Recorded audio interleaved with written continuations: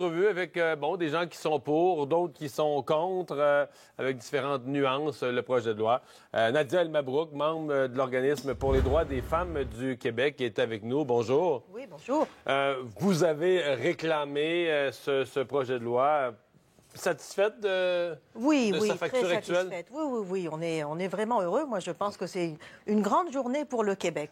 Enfin, on voit s'officialiser un projet de société là qui est en cours depuis des années. On en parle depuis des années. Enfin, on reconnaît la laïcité comme un principe fondamental du Québec. Et puis la laïcité est définie très correctement par 4 principes. La séparation de l'État et de la religion, la neutralité religieuse de l'État, je ne sais plus, l'égalité. Oui, l'égalité des citoyens. On respecte quand même les libertés religieuses, mais M. Trudeau a dit, par exemple, mais voyons, le Canada est un pays laïque. Pas besoin d'imposer un code vestimentaire ou des interdictions vestimentaires pour pousser plus loin cette laïcité-là. Je ne connais pas la définition de la laïcité de M. Trudeau, mais c'est clairement pas la mienne. Écoutez, oui, en tout cas, depuis la Révolution tranquille, le Québec essaye d'instaurer une laïcité, et puis principalement dans les écoles, n'est-ce pas? Alors on est passé de commission scolaire linguistique, religieuse à commission scolaire linguistique. Pour ça, les catholiques et les protestants ont dû abandonner des privilèges dans la Constitution, n'est-ce pas là? Et puis il n'y a qu'au Québec d'ailleurs que les catholiques et les protestants ont renoncé à leurs privilèges constitutionnels. Vous abondez dans le même sens que le ministre Jolin Barrette dans l'espèce d'historique qu'il faisait par étapes. Voilà, et donc on a sorti les croix des écoles. La Commission des droits et libertés de la personne, à l'époque, avait reconnu que c'était attentatoire à la liberté de conscience des enfants d'avoir un crucifix tout le temps devant soi dans une classe. Alors que pensez-vous d'avoir une enseignante, parce que c'est souvent des enseignantes, mais il y a aussi des enseignants qui portent des signes religieux. Eh bien, qu'est-ce que vous en pensez? C'est un modèle. Alors, si la croix au mur est attentatoire à la liberté de conscience des enfants, que dire des enseignantes et des enseignants? Alors les gens, là, ils comprennent pas comment ça se fait, comment on a sorti les croix, les soutanes, etc. des écoles, et que la religion revient par l'intermédiaire des enseignants. Ouais.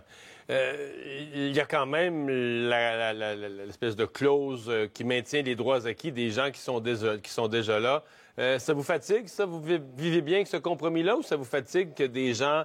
parce que là, quelqu'un qui est entré récemment en enseignement peut faire sa carrière sur les 30 prochaines années en conservant son signe religieux basé sur des droits acquis. Oui, c'est ça. On comprend pas trop comment on peut instaurer ça. Alors nous, ce qu'on dit là, c'est que si on permet un privilège religieux à des enseignants, hein, normalement, c'est l'école qui est au service des citoyens et non pas et non pas le contraire. Alors si on permet un privilège religieux aux enseignants. Alors, est-ce qu'on va permettre, d'un autre côté, un droit de retrait pour les enfants, pour les parents qui ne voudraient pas que leurs enfants soient exposés à un prosélytisme d'affichage religieux, voilà. On va laisser cette conférence d'entendre le message. Ils seront nombreux ce matin, donc, à répéter sous différents angles, évidemment, qui correspondent chacun aux priorités de leurs organismes, à réitérer donc leur opposition au projet de loi. Je suis toujours avec Nadia El Mabrouk.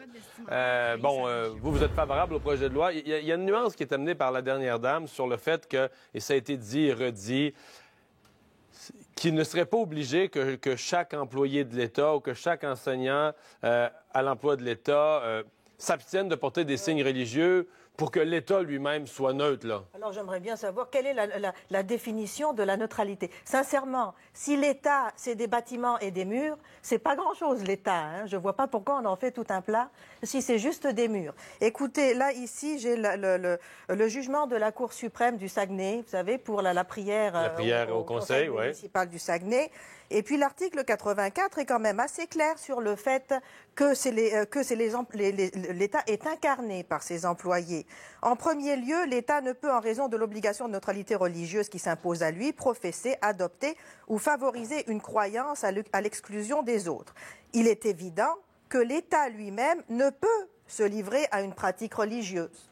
Celle-ci doit donc être celle d'un ou plusieurs de ses représentants, dans la mesure où ils agissent dans le cadre de leurs fonctions.